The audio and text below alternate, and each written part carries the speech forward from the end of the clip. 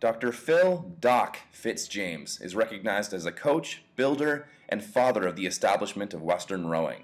He was an MD, PhD, and world-renowned microbiologist. He was a father, a beekeeper, a cattle raiser, and a photographer. Doc, Dr. Wu, or Fitz Wu Doc, founded the University Rowing Club after much petitioning in 1957. He kept it running for 30 years, fostered hundreds of rowers, dozens of coaches, and the development of high-performance racing shells. This eccentric, intensely individualistic, brilliant, and dedicated man is the legend that founded Western rowing. Doc Fitzjames, to me, was one of the most amazing individuals. I mean, he certainly had a huge impact on me, both as a coach and a mentor, and just as an amazing person. Doc felt that rowing was something that we did with our lives while we were trying to figure out what we should do for the rest of our lives. His prevailing attitude towards rowing was that it was, as I recall, these exact words he used, it was nebulous. And I said, what do you mean by that? He felt that university life and, university competition, that students were there to go to school and learn, and that rowing should be seen as a hobby, and people should enjoy it and pursue it for that reason. So he had that kind of an outlook towards sport. Some might have called it old-fashioned, but he always felt that rowing should be pursued just for the pure joy of the sport, not for any kind of accolades that one might get at a higher level. Phil Fitzjames was one of the first coaches I knew when I came here to Western. I mean, Doc to me was a man who was stubborn. He was independent. He was competitive, and he was very determined. Intriguing, charismatic, frustrating. We had a lot of fun rowing for Doc, and he had incredible passion for the sport and was our founder, so we're all indebted to Doc. He's an interesting character, would be a good term to call him. Very, very single-minded, and always knew what he wanted to do and went ahead and did it. He never stood on ceremony, so to speak. We used to run a course from the golf club shoreline, where the airport runway is, into the dam. And that was Doc's unsurveyed 1,500-meter UWO fall regatta race course.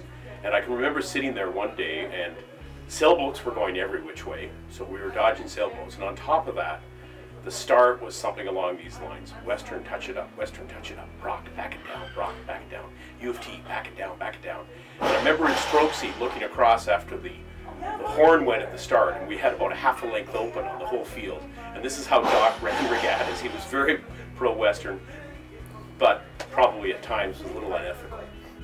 But there was a softer side to Doc, which you saw regularly when he was out attending to his beehives behind the barn that we rode out of in those days, and he wouldn't hesitate to stop us in the middle of an interval to point out almost a biology class, flowers and plants that were growing on the shore of Lake Fanshawe. There was a very, let me call it, soft side to him. I arrived here in the summer of 1972, and he made it a point right away to come from his bacteriology lab over in the medical school to meet me and to convey me immediately out to the boathouses in Fanshawe, on Fanshawe Lake. And in fact, right after he met me, and we made that trip out there, and we got into a shell, a double, and he took me for my first ride in the shell and showed me how to do some rudimentary strokes. And I became a fan of the rowing program. And I remember in the summer of '68, we put together a boat for the Mexico Olympics. It was the first time Western put a crew into the Olympics. And Doc bought a '68 Mustang convertible. It was just a beautiful piece of machinery. And even though he had this wonderful car, he said to me one night when we were downtown, we're all living in a fraternity house downtown, "Would you like to take it for a spin?" And I thought, my goodness. So I took it right downtown, drove up and down the main drag with the top down, and thought I was just so hot. Thanks, Doc. I know for myself, I qualified the lightweight single in 1983, and there was a $1,500 assessment for each athlete that was going to the World Championships that year in Dewsbury. And I was at a meeting, and Doc was sitting right beside me, and when they announced this, and you could see, I guess you could kind of register my disappointment, because I mean, I was certainly no different from any other impoverished university student. And Doc just got out his checkbook and wrote out a check for that $1,500 assessment on the spot, and he just said, you know, there's no way you're not going. And you know, I always remember that day when he did that. And, you know, and then I came to coach alongside him for a number of years, and he was just an amazing person. One thing I will say is that Doc had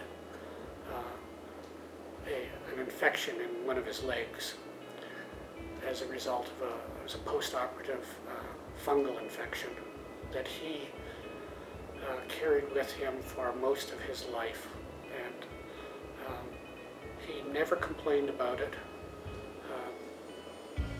His infected leg was at least 2 to 3 times the size of his normal leg. It was swollen, and it was a problem. Well, a problem because it weighed so much more, but it was also a problem when he got into a boat that he couldn't come up to the catch as well, just because it was in the way. But he never complained about it, never spoke of it in any sense, and was never embarrassed by it. It was just part of who he was, and that was a lesson that was not lost by anyone who knew him. I think Doc, looking back on the great successes of Western, would be very pleased indeed.